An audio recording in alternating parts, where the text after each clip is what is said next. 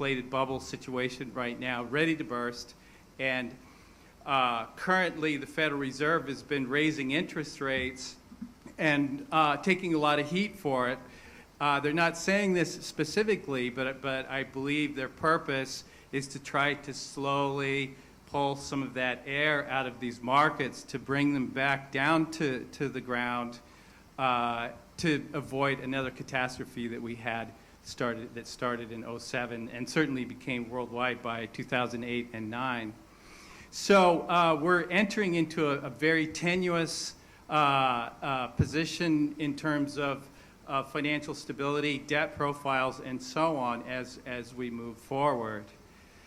On the ecological front, in the 3 E's, we're also bearing witness now to real-time events of what has been a contentious debate for a long time in the United States about whether or not global warming and climate change is anthropogenic, and I think most people agree now that it is. And in my part of the United States, in the western part of the United States, California and Oregon, we're seeing tremendous changes in climate. And this is this fire right here is just about 50 miles from my home city of Portland. And we talk about the mind and the mindset. If you see this picture carefully, there's some people who seem quite undaunted by the fact that the whole place is going up into flames and they're playing golf. So this was, maybe some of you saw it in the press. This was in a small town in California. It was about a month ago. I think there's about 30,000 people in this town. And in one night, in an 8-hour time frame, all the 90% of the homes in this town burned to the ground. So we're seeing this, this is not moving. About the same time California was going up into flames, Florida was getting smashed by Hurricane Michael. But the response from the government has been the same, that it's kind of an emergency management situation, and it's becoming quite dire. On the equity front, then, we're seeing these kind of statistics. Oxfam reports come out every year about the same time as the World Economic Forum's. In 2014, they said 85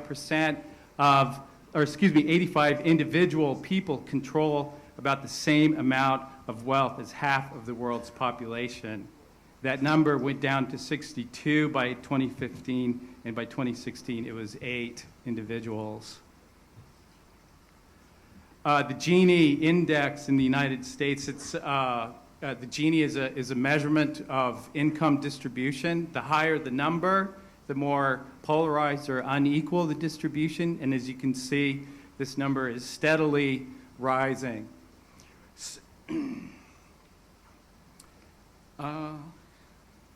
Okay, then here, this has been also something that's been in the media recently about the caravan of a large group of people from Central America have been marching from Central America through Mexico and now are at the southern border of the United States. And the motivation of these people is, of course, to try to get out of some poverty there. Okay, so as we look at this, then in all three dimensions, economy, ecology, and equity, it seems that the conditions are worsening and becoming more dire. So the second noble truth is to know the origins or root causes of suffering. What are the causes of what I'm calling pathological systems conditions? So this is where I'd like to then move into this institutional approach to economics, and perhaps this is a kind of or approach to economics that's new to most of the people here. And the focus of this approach to economics is actually quite similar, has very significant areas of overlap with some Buddhist concepts, particularly holism and a very pragmatic or practical way of looking at solving human problems. So when we see this, we're looking at these IPCC reports that have been coming out, and most recently now the one just this year.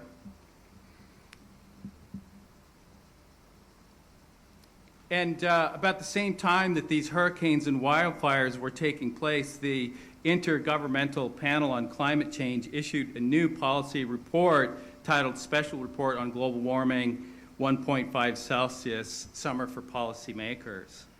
The general position held by IPCC and the U.S. government, National Oceanic and Atmospheric Administration scientists is that the so-called greenhouse gases, most notably carbon dioxide, must be scrubbed from the atmosphere so as to limit the worst of future warming trends. And this is, the goal is to get it down below 1.5 degrees Celsius, which also means pulling the concentrations of atmospheric carbon dioxide below 350 parts per million.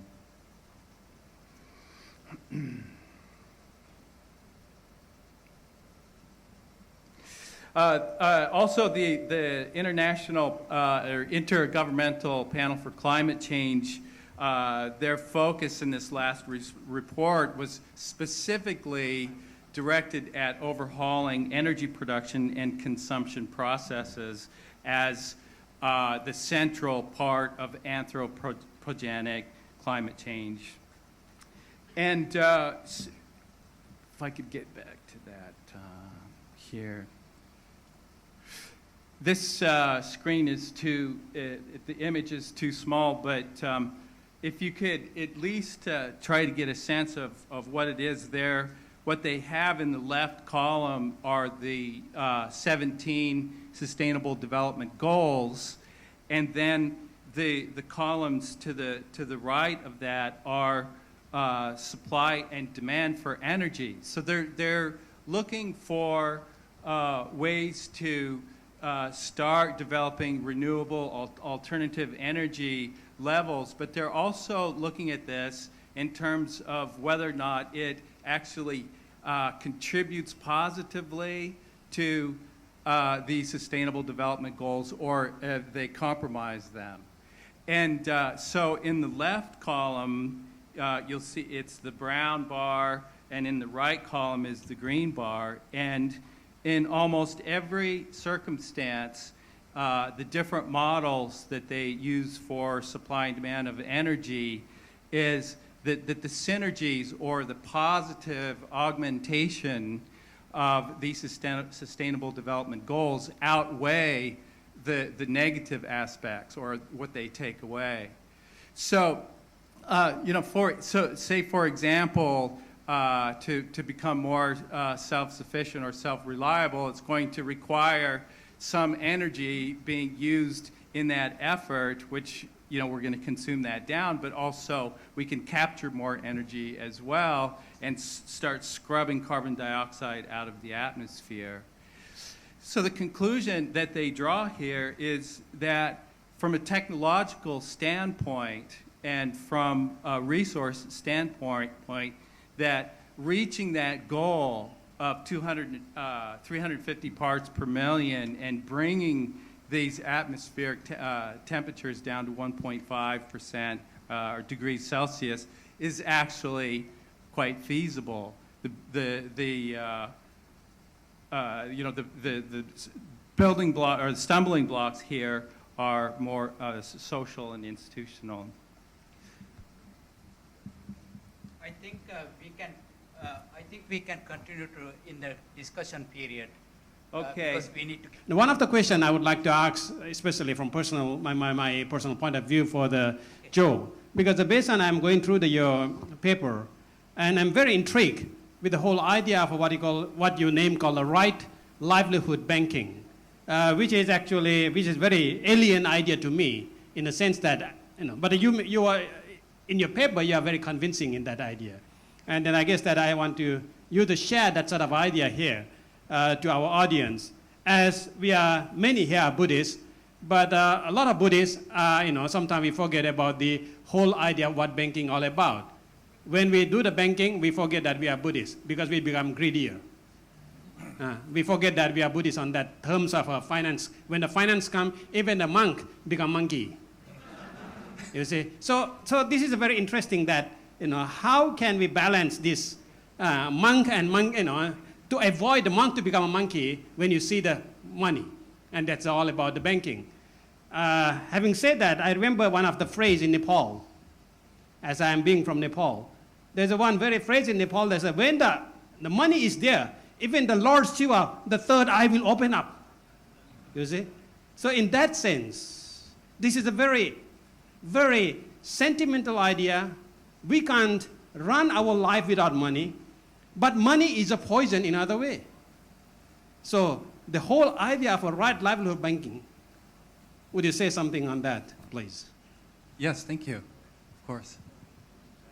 So I wrote that book largely for American readers, and so the case studies that I studied for right livelihood banking were projects that were taking place in the United States, and we're still working on this there, trying to build a network of institutions that are both private sector, credit unions, and public banking.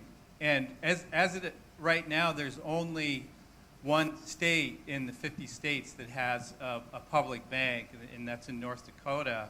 But the model is that as a state institution, it collects tax revenues, and then through the Treasury, it puts those revenues back into local credit unions and small community banks, as opposed to most places, it goes into large Wall Street banks and gets distributed everywhere.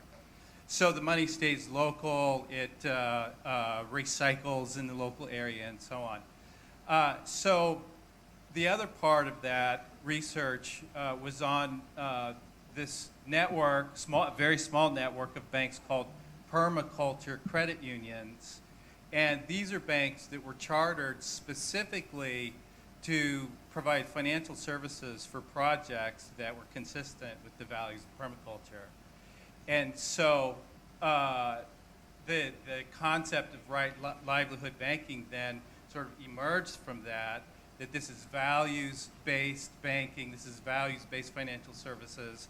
It really isn't at all about accumulating mass amounts of profits and so on, but rather using banking as an instrument to achieve certain goals. And one of the places where this was being implemented was still is, in Santa Fe, New Mexico, where the biggest challenge there is to get water, increasingly a challenge for the farmers who are trying to grow food to feed the local population. And so what's important about all of that, as an institution, a right livelihood bank has in its charter and bylaws and articles of incorporation those values, those projects that they're trying to pursue, and those goals, so that the people come and go, but the board of directors are still held accountable to keep their lending practices along the lines of permaculture, and to mitigate the problem of mission drift is something that we saw happening with microfinance institutions all around the world. So that's the basic idea there.